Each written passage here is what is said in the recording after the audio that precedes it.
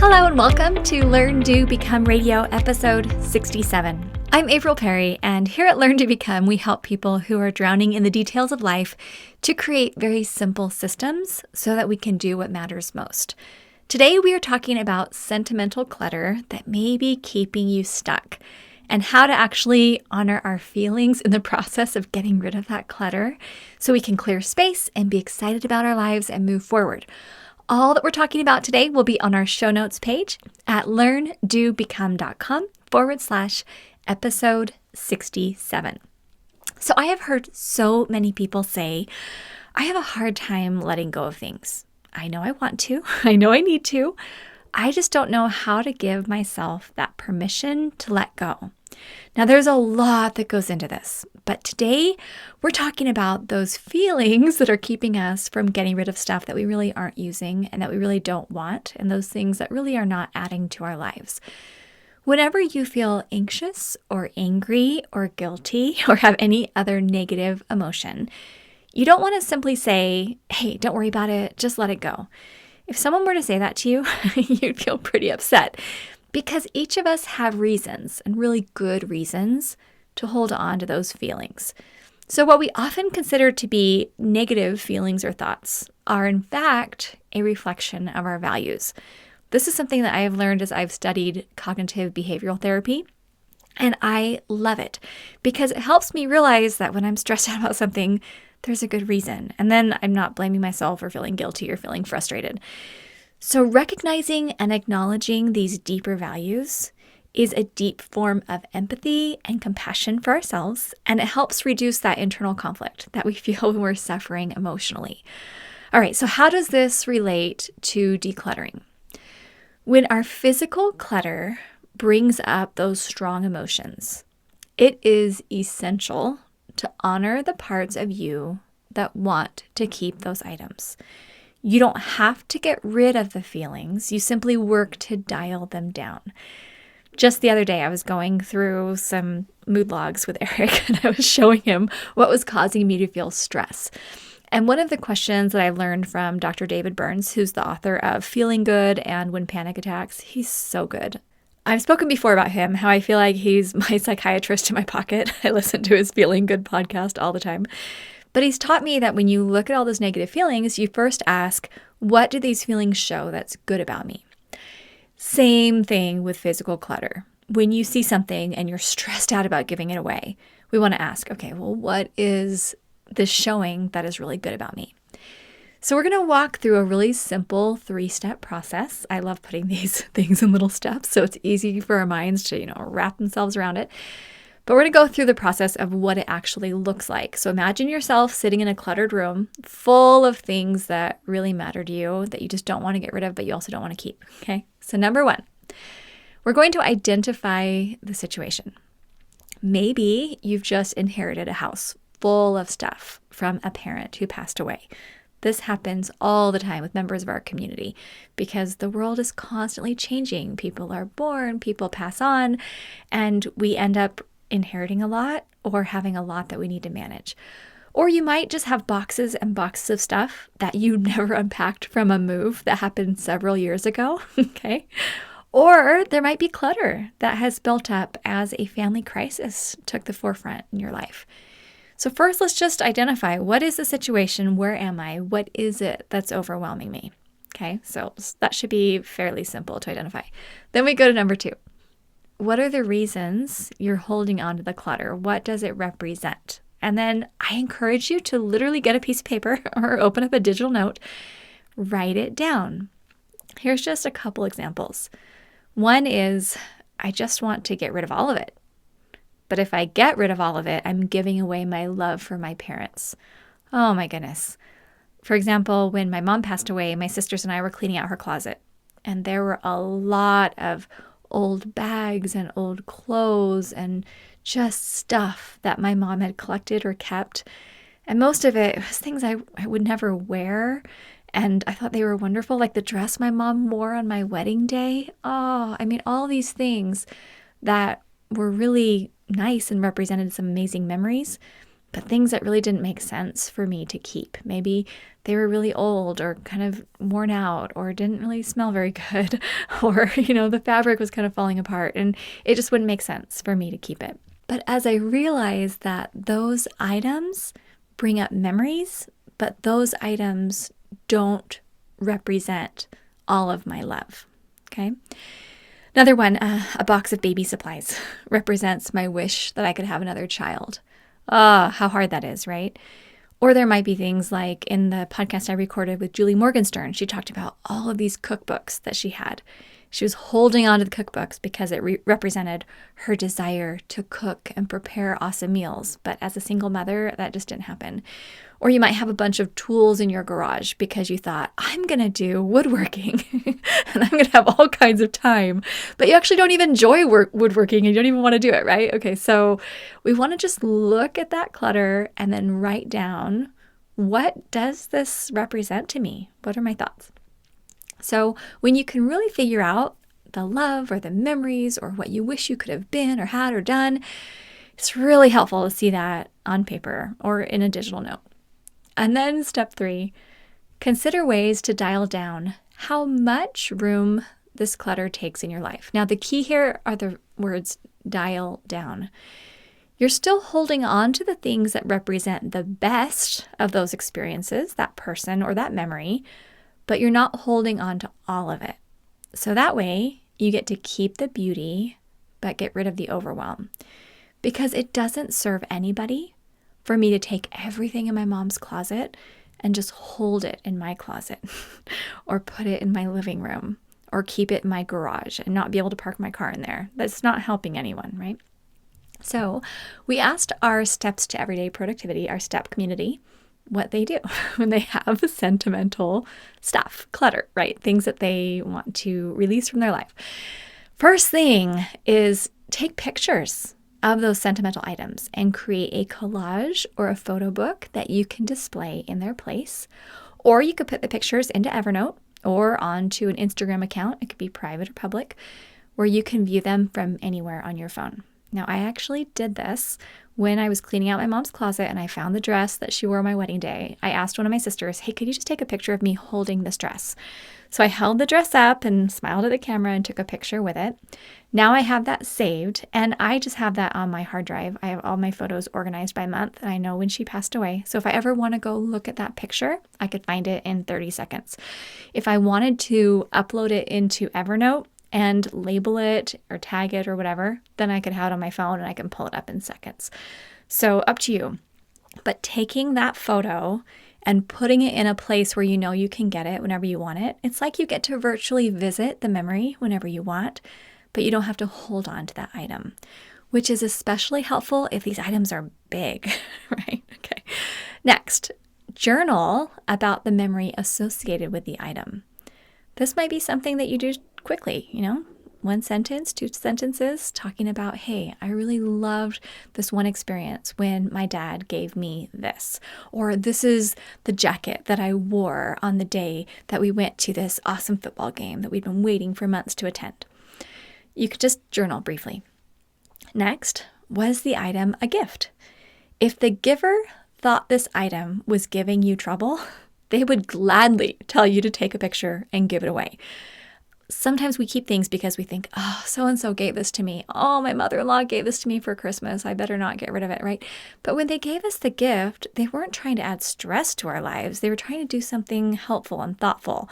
Let's hold on to that, make sure they were thanked for their thoughtfulness, but not feel like we have to keep it. And if we're in a relationship where we say, oh, we have to keep it because the person's going to come over and see if it's there, then that's something we need to have a discussion in that relationship, because we don't want to feel like we have to live our life in clutter because someone else has expectations for us to do that. I mean, none of that makes sense, but I get it. Sometimes we're trying to be people pleasers. And in some cases, maybe that's okay. We had someone one time who gave us a gift. It was a bedspread, and we really didn't like the bedspread. And then she came over to our house and somehow she was upstairs near our bedroom. I forget why. And she said, oh, is the bedspread on? And she walked in our room.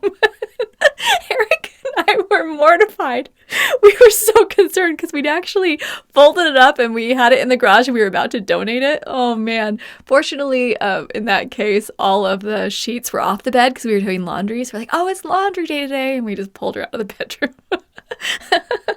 Okay, so sometimes you have experiences like that. But really, if it's a gift, let's just consider it a blessing to gift it on to someone else who might appreciate it more. All right, next, pack the items into a box, label and date the box, and put it in storage, okay? Then this gives you a chance to see how it feels to live without those things, and then make sure it's okay to give them away. So you might want to say, if I don't think about what's in this box for 6 months, then it's just going straight to donation. I'm not going to open it again. Okay, I don't want to relive those feelings. And so you can decide what that time frame might be, because maybe you're going to pack it up and then you're going to think, oh man, where is that thing? I actually really need it. Well, great, you still got it. But having some kind of a date on it and then create a calendar trigger, just a little calendar note that's perhaps going to send you a little email notification. That way you don't have to worry about the box getting stuck in your garage for the next 10 years. All right, next. Use the Marie Kondo method. Thank the item for its service. If it's still usable, gently release it to spark joy in someone else's life. If it needs to be thrown away, thank the item for its usefulness and let it rest. Okay, love that. All right, next suggestion was to find a community of people to cheer you on as you sort through your treasures to keep only the best. Now, I have to give a little plug for our STEP community. Our STEP Mastery program is phenomenal. I honestly believe this is the best program and the best community in the world to help you create a seamless system, to have total mental clarity, and have support as you go through this whole process.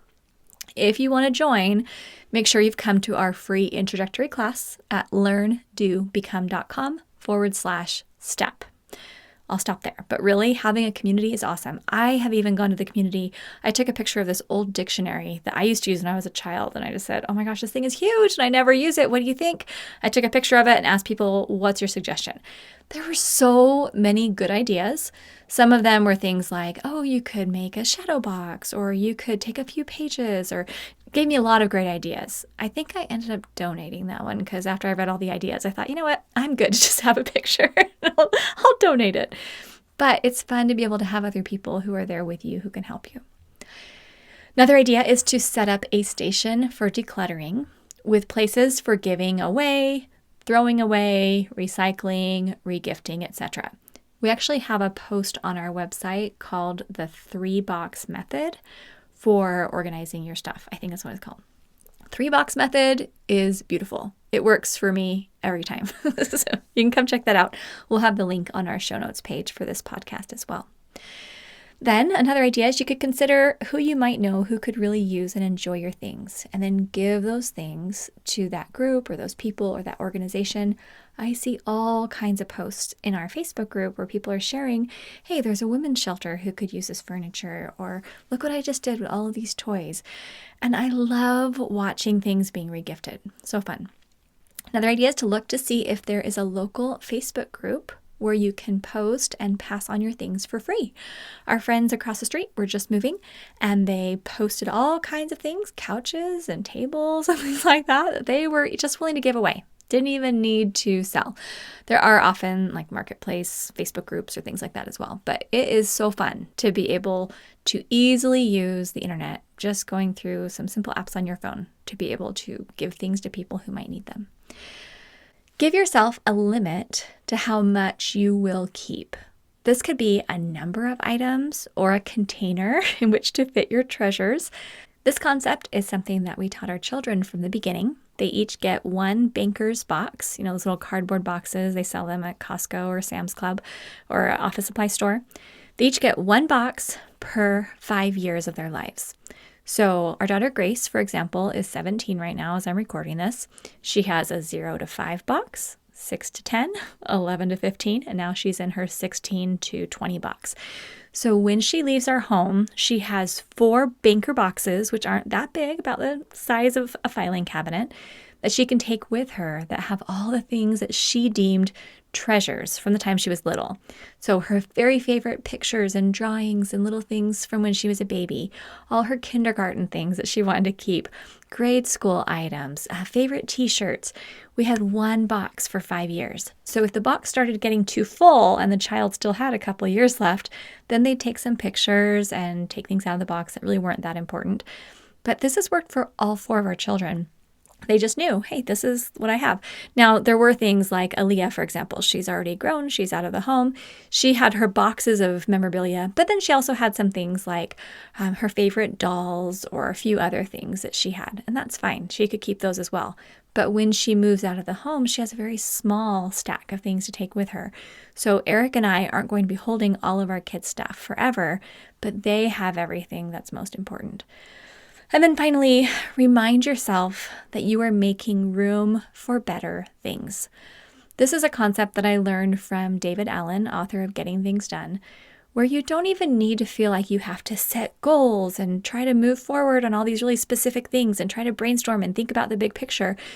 Just create space, and then those things will naturally start to happen. Now, I still like goal setting, and I still like thinking about the big picture and making vision boards and things like that. And I think that that's really powerful. I think there's a place for that. But when you create space and you have open shelves, open closets, open drawers, you have hours of time in your schedule, your brain feels clear, then new ideas start to come that really start to excite you. That's why we're doing the decluttering. Eric and I are actually starting to work more on his life architecture program and starting to brainstorm more about Arise. Those are 2 programs that we've been talking about for years. But the reason why we start with decluttering and our Steps to Everyday Productivity program and building a step command central is because when you clear your space and when you get organized and when you have this freedom in your brain, then you're ready to really start to architect your life, to think, hey, maybe I want to change jobs. Maybe I want a new certification. Maybe our family wants to move. Maybe we want to put some new traditions into place. And you start feeling like the world is open to you. You're excited to read books. You're excited to listen to podcasts. You're excited to have new ideas because you don't feel like you're this stuffed vacuum cleaner that's never been emptied. Have you ever done that? I actually took a picture years ago where I was trying to vacuum and nothing was vacuuming up, and I opened up my vacuum cleaner and realized the entire thing was full.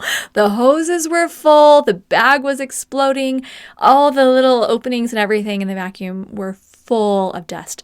So I spent probably an hour, I think, as my kids are, playing. I'm over on the carpet with newspapers all laid out, and I'm just emptying this vacuum. I'm out in the backyard, shaking out all the dust. And as soon as I got that vacuum cleaner totally clear, it was cleaning and picking up beautifully. I think of our minds like that. Most people are going through life and they're already full. They've either inherited items or collected items or filled their schedules or just they're surrounded by lists and papers and stuff. And then they're wondering why they're so stressed out when new ideas come to them or when a problem approaches and they realize, oh man, I've got to do this. Oh, now I've got to do this. And then they live in constant stress. And I know that very clearly because I grew up watching my mom go through that. And I grew up living like that. And I was like that for years when Eric and I first got married. That is not a way to live. That is a way to feel stressed. So if you're ready to take our Learn, Do, Become challenge, I want you to take a few minutes to identify your situation and write down what your sentimental things represent to you. Then choose one of the ideas that have been shared in this podcast or go to our show notes page, learndobecome.com/episode 67, and pick something that will help you declutter. Then if you're feeling brave, I want you to share your struggles, commitments, and or successes in the comments on this podcast. We love to hear what's working for you. We have hundreds of thousands of people here at Learn, Do, Become. You are not alone. And you might feel like everybody else on social media has it all together and everyone's kitchen is awesome and everyone's pantry is perfectly beautiful. Ours is not, I will tell you. We're super normal. But you don't need to feel overwhelmed by the clutter Come to our show notes page for more details and links. If you have not yet attended our free class, go to learndobecome.com/step. We are here for you to help you to architect this life of excellence. I'm thrilled for you. And I can't tell you what it does for me to have a clear desk and emails at zero and a short list and big visions and big dreams. We're here to support you in doing the same.